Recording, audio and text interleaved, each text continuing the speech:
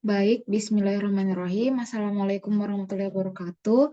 Sebelumnya, perkenalkan kami dari kelompok M12 dari kelas Teknologi Pengolahan dan Pengerjaan Kayu Solid atau TPPKSD akan menjelaskan terkait dengan tahapan finishing pada pengerjaan kayu, di mana produk kami yaitu kursi biasa. Untuk materi pertama, saya persilahkan.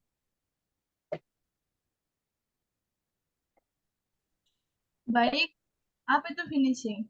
Finishing dalam bahasa Indonesia bisa diartikan sebagai penyelesaian akhir atau penyempurnaan. Biasanya istilah ini digunakan dalam dunia produksi barang. Secara umum, finishing adalah tahap terakhir dari pembuatan suatu produk. Produk kursi kayu kami menggunakan jenis bahan finishing yaitu pernis.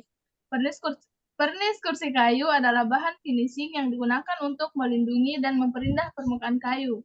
Fungsinya yaitu untuk melindungi kayu dari kelembaban, goresan, dan kerusakan akibat paparan sinar UV, serta memberikan tampilan yang lebih menarik dengan menonjolkan serat alami kayu. Baik, untuk pemateri selanjutnya akan dibawakan oleh Saudara Ulul terkait dengan tahapan finishing. Oke, baik. Jadi selanjutnya itu tahapan finishing.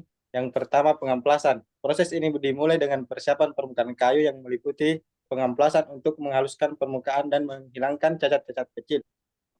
Pengamplasan juga penting untuk membuat pori-pori kayu sehingga varnish dapat meresap dengan baik dan memberikan hasil yang optimal. Selanjutnya itu pembersihan.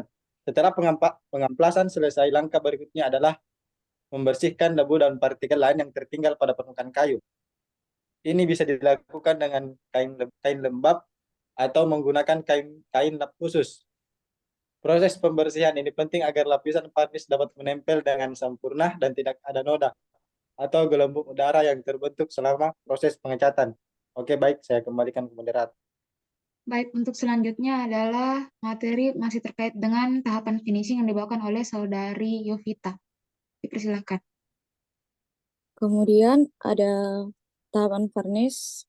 Tahapan varnish ini biasanya diaplikasikan dengan menggunakan kuas, roller ataupun semprotan tergantung pada kebutuhan prevensi. Aplikasi pertama biasanya merupakan lapisan tipis yang berfungsi sebagai dasar. Setelah lapisan pertama kering, permukaan kayu biasanya diamplas ringan lagi untuk memastikan lapisan berikutnya dapat menempel dengan baik. Kemudian ada polishing. Polishing atau pemolesan dilakukan untuk memberikan kilau dan kehalusan ekstra pada permukaan kursi. Kemudian ada pun output atau hasil akhir dari proses ini adalah kursi kayu yang terlindungi dari goresan, kelembapan, dan kerusakan lainnya, serta memiliki tampilan yang mengkilap dan memperlihatkan keindahan serat kayu secara maksimal. Baik, untuk yang terakhir adalah saran.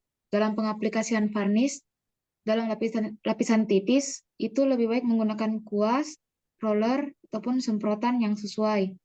Dalam pengaplikasian varnish, harus dihindari lapisan yang terlalu tebal karena dapat menyebabkan gelembung dan juga memerlukan waktu pengeringan yang cukup lama.